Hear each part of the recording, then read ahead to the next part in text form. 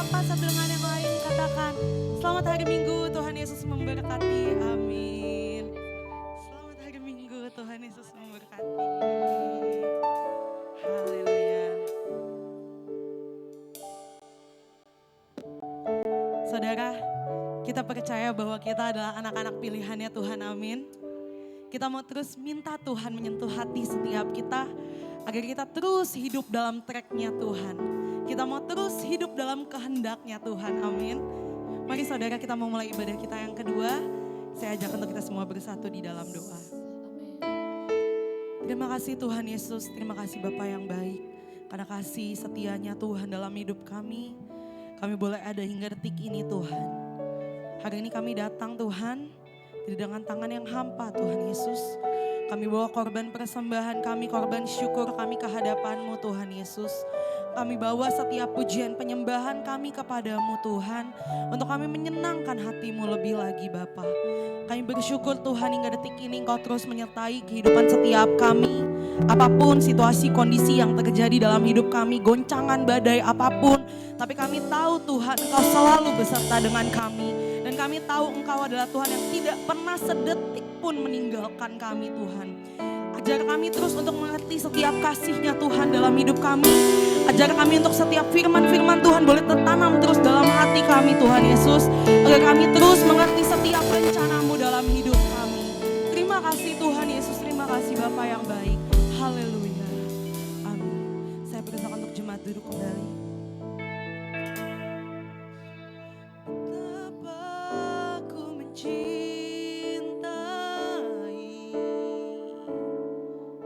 segala yang telah terjadi. Tak pernah sendiri jalani hidup ini, selalu menyertai. Betapa ku menyadari